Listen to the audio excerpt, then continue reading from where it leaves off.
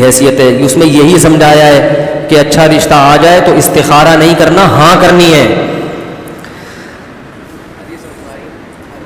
بھائی نبی نے فرمایا کہ اذا خطب الیکم من ترضون دینہ وخلقہ فزوجوہ، جب کوئی اچھا رشتہ آئے تو نکاح کرو. یہ نہیں فرمایا کہ استخارہ نکالو. صحیح ہے؟ تو استخارے میں ہاں نکلے یا نہ نکلے، اچھا بندہ ہے تو استخارہ کرنا ہے، بندہ صحیح نہیں ہے تو استخارے میں ہاں ہے تو بھی نہیں کرنا. سوال ہے استخارہ کس بات کا؟ استخارہ کا جو مطلب لیا جا رہا ہے وہ مطلب ہی غلط ہے. آج کل استخارے میں نکل رہا ہے تو آپ کا دماغی فطور بھی ہو سکتا ہے. وہ کیا ہو گیا؟ غلط کہہ رہا ہوں؟ حدیث میں تو کچھ بھی نہیں. حدیث میں تو آتا ہے جس کو کوئی کام کرنا ہو اور وہ بیچارہ کنفیوز ہو تو کیا کرے گا؟ اے اللہ تو وہ دعا پڑھے گا، دعا مانگے گا 2 رکعت پڑھ کے، اس میں کیا ہے اللہ یہ کام بہتر ہے تو مقدر کر دے، بہتر نہیں ہے تو مقدر نہ کر. نکالنے کا تو کچھ ہے ہی نہیں. مجھے بتا دے کہ یہ اچھا رشتہ ہے، کوئی پازیٹو کچھ بھی نہیں ہے. اس دعا کی برکت سے کیا ہوگا کہ اور اللہ کی مدد شامل حال ہو جائے گی. کرنا وہی ہے جو سمجھ میں آ رہا ہے، اور اچھا رشتہ ہے تو سمجھ میں نہیں آ رہا تو اس کا مطلب آپ اچھے نہیں ہو. پھر آپ خود فالٹ ہے آپ کے اندر. اور اگر رشتہ اچھا نہیں ہے پھر سمجھ میں آ رہا ہے تو بھی آپ اچھے نہیں ہو.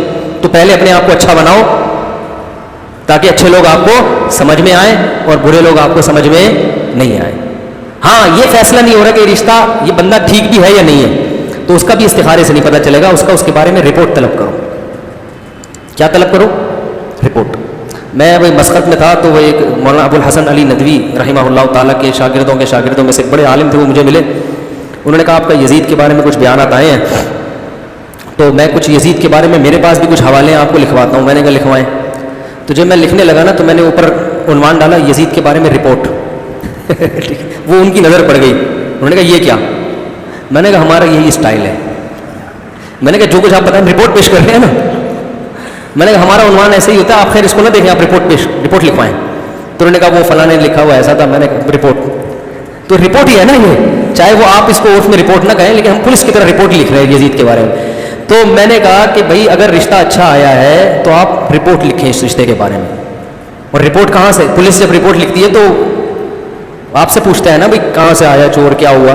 تو آپ بھی اس محلے میں جا کے اس بندے سے متعلق اہل محلہ سے رپورٹ طلب کریں. بھائی کسی نے گھنٹی بجا کے بھاگتے ہوئے تو نہیں دیکھا اس کو، چپل چراتے ہوئے تو نہیں دیکھا، اسکول میں کیسا ہے، کالج میں کیسا ہے، ابا سے اس کا سلوک کیسا ہے، اماں سے اس کا سلوک، تنخواہ کتنی ہے، کوئی بیماری تو نہیں ہے. بھائی یہ جو زکام آپ کو ہو رہا ہے یہ دائمی تو نہیں ہے، ابھی چلو ابھی مجھے دیکھ کے چھینک آ گئی آپ کو، ایسا تو نہیں ہے کہ ہر وقت چھینکتے ہی رہتے ہو. تو یہ ساری رپورٹیں لکھ کے اگر یہ اس میں کلیئر آ رہا ہے تو استخارے میں نہ آئے تو بھی یہاں ہاں کرنی ہے. اور اگر رپورٹیں کلیئر نہیں آ رہی تو استخارے میں پازیٹو آئے تو بھی آپ نے نہ کرنی ہے. اپنے بچیوں کو استخاروں کی بھیٹ مت چڑھاؤ. اور اگر کچھ رپورٹیں پازیٹو اور کچھ نیگیٹو تو پھر یہ دیکھنا ہے کہ ساری رپورٹیں کسی کے بارے میں نہ پازیٹو ہوتی ہیں نہ ساری نیگیٹو. تو یہ دیکھو کہ یہ جو پازیٹو چیزیں ہیں یہ کیا اس قابل ہے کہ اس پازیٹیوٹی کے ہوتے ہوئے اس کچھ نیگیٹیوٹی کو برداشت کر لیا جائے. مثلا بچے کے 4 مہینے لگے ہوئے ہیں، پازیٹو رپورٹ. بچے کی داڑھی ہے، پازیٹو میں ڈال دیا اس رپورٹ لکھو نا، اوپر لکھو کہ وسیم کے بارے میں رپورٹ. بھائی میں حقیقت بتا رہا ہوں، آپ کی بچے کے لیے رشتہ ہے وسیم کا، میں وسیم بدامی کہنے والا تھا، خیر وسیم کا رشتہ آیا.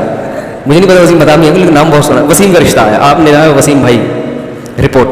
تبلیغ میں 4 مہینے لگے ہوئے ہیں، رپورٹ پازیٹو میں ڈال دیا. داڑھی بھی پوری ہے، پازیٹو.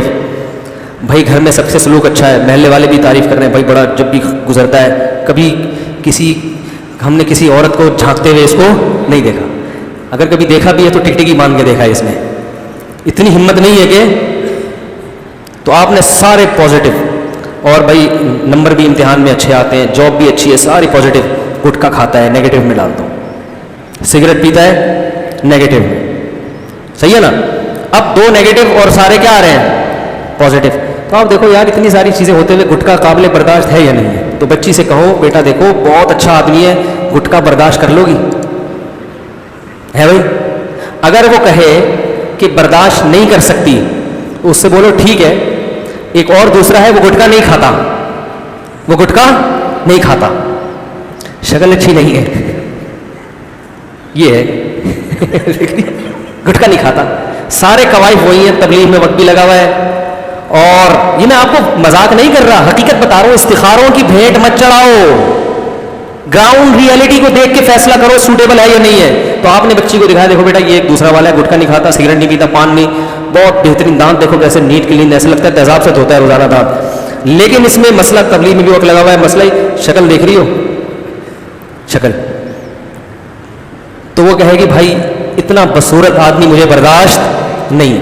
चलो ये तीसरा है, इसकी शक्ल अच्छी है, गुटखा भी नहीं है, लेकिन तुम आलिमा हो, तुम दीनदार हो, न तबलीग में वक्त लगा इसका, न उलमा के बयानात सुनता है, और कुछ पता नहीं है कब दीन से वापस फिर जाए, शक्ल अच्छी है।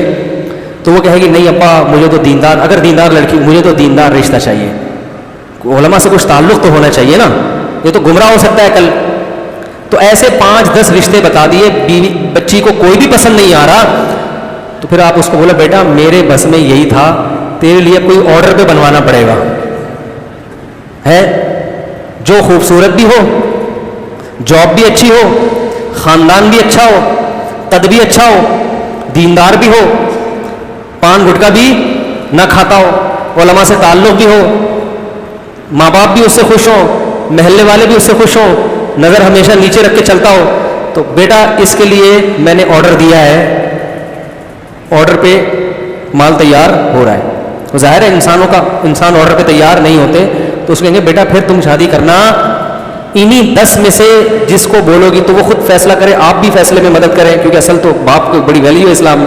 तो आप बताएं, देखो ये जो सबसे पहला वाला था ना, सारी चीज़ें थी, सिर्फ गुटखा रह गया था, तो शादी कर लो, मोहब्बत से गुटखा छुड़वा देना। उसको हम यूट्यूब पे वीडियो दिखाएंगे, देखो ये कैंसर का मरीज़, ये कैंसर का मरीज़, और नई कमबख्त छोड़ता तो उससे बोला भाई कमरे में आने से पहले वो तेज़ाब की बोतल रखी है, उससे कुलियाँ करोगे तो आपको आने की इजाज़त। और अगर वाकई गुटखा इतनी काबिल नफरत चीज़ है तो फिर वो दूसरा ऑप्शन, शक्ल अच्छी नहीं है, अखलाक तो अच्छे हैं, कुछ दिनों में ये मखंचू अच्छा लगने लगेगा, उसको बताएं देखो मैंने गधा पाला था, शक्ल बिल्कुल अच्छी नहीं थी, लेकिन मैंने 1 साल बाद वो गधा बेचा है, मुझे कितना अफसोस हुआ। तो बेटा देखो गधे के साथ भी इंसान रहता है तो मोहब्बत हो जाती है, ये तो फिर भी इंसान है, थोड़ी बेचारी की डिज़ाइनिंग अजीब सी है, तो देखो तुम्हारी अम्मी ने भी तो बर्दाश्त किया है ना। तो इस किस्म के फजाइल सुना के उसको कायल करें, लेकिन लोग ऐसा काम, और मशवरा भी ले सकते हैं नहीं, लोग सारी चीज़ों को, ग्राउंड रियलिटीज़ को यकसर नज़रअंदाज करके किसी जाहिल पीर के पास जाएंगे, इस्तिखारा निकाला है, उसने कहा ये नो, इस्तिखारा निकाला है, उसने कहा है हाँ, कोई ऐसे इस्तिखारे की अल्लाह ने जिम्मेदारी नहीं ली। नबी ने जब भी फैसला किया ग्राउंड रियलिटी को सामने रखकर फैसला किया है। इस पर पूरा जुम्मे का मेरा 1 घंटे का बयान है, तो आपने भी फैसला करना है ग्राउंड रियलिटी को सामने रखकर, इस्तिखारा वैसे ही करें ताकि अल्लाह की मदद शामिल हाल हो जाए।